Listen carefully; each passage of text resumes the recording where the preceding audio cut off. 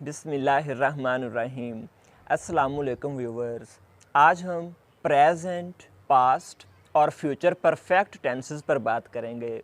Continuous tenses की तरह सिर्फ हेल्पिंग वर्ब के चेंज होने से ये टेंसेस भी चेंज हो जाते हैं और ये तीनों के तीनों सेंटेंसेस ऐसे काम को शो करते हैं जो कंप्लीट हो चुका हो। अगर हम इनके हेल्पिंग वर्ब्स देखें तो प्रेजेंट परफेक्ट के हेल्पिंग वर्ब्स हैं हैज़ और हैव। ही, शी, इट और सिंगुलर नेम के साथ हम हैज़ यूज़ करते हैं। आई, यू और तमाम प्लूरल्स के साथ हम हैव का यूज़ करते हैं।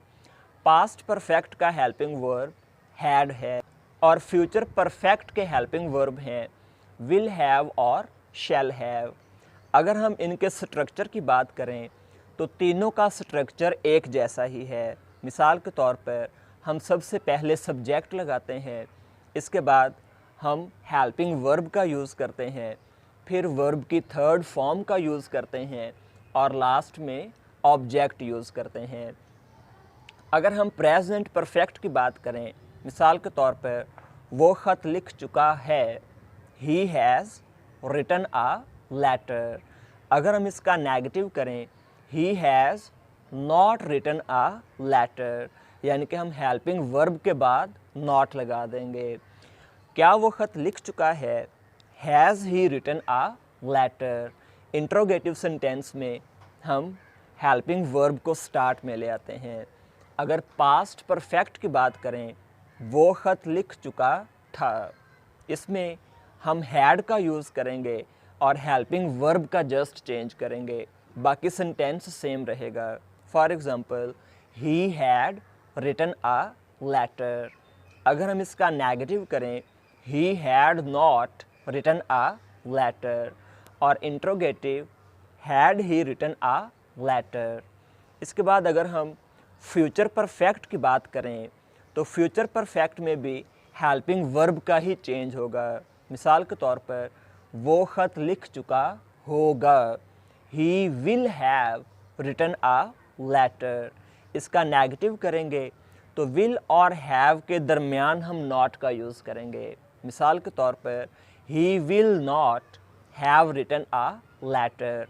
और अगर हम इसका इंट्रोगेटिव करेंगे तो हम विल और शैल को पहले ले आएंगे। मिसाल के तौर पर will he have written a letter. अगर हम इनके पैसिव वॉइस की बात करें तो हम एक्टिव वॉइस की तरह सिर्फ हेल्पिंग वर्ब का चेंज आएगा, बाकी सारे का सारा सेंटेंस वैसे ही रहेगा। अगर हम परफेक्ट टेंसेस का पैसिव वॉइस बना रहे हैं तो हम परफेक्ट कॉन्टिन्यूअस के हेल्पिंग वर्ब्स लेंगे। मिसाल के तौर पर अगर हम प्रेजेंट परफेक्ट का पैसिव वॉइस बनाना चाह रहे हैं तो हम helping verb present perfect continuous के लेंगे। इसी तरह पास्ट और फ्यूचर परफेक्ट के लिए हम पास्ट और फ्यूचर परफेक्ट कॉन्टिन्यूअस का हेल्पिंग वर्ब लेंगे। तो पहले हम देख लेते हैं कि प्रेजेंट परफेक्ट कॉन्टिन्यूअस के हेल्पिंग वर्ब्स कौन कौन से हैं। हैज़ बीन और हैव बीन।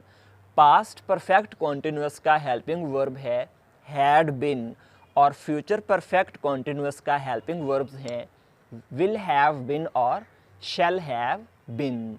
अब हम इन तीनों सेंटेंसेस को पैसिव वॉइस में चेंज करते हैं।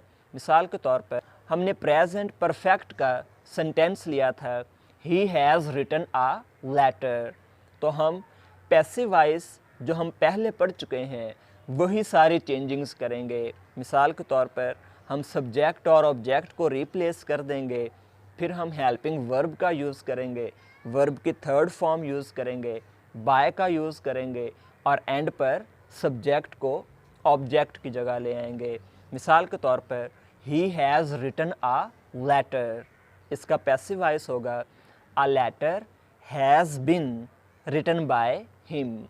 पास्ट परफेक्ट में he had written a letter, इसका पैसिव वॉइस होगा a letter had been written by him. और फ्यूचर परफेक्ट को अगर हम पैसिव वॉइस में चेंज करें, he will have written a letter, इसका पैसिव वॉइस होगा a letter will have been written by him। लेकिन इन तीनों टेंसेस में पास्ट परफेक्ट थोड़ा सा चेंज है।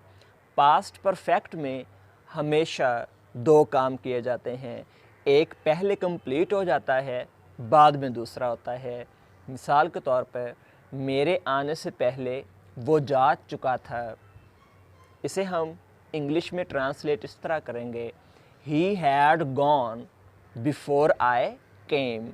यानी कि हम एक हिस्से को पास्ट परफेक्ट में करते हैं और एक हिस्से को हम पास्ट इंडेफिनेट में करते हैं। या पास्ट परफेक्ट में कोई हम एडवर्ब यूज़ करते हैं, मसलन वो पहले ही जा चुका था, ही हैड गॉन ऑलरेडी।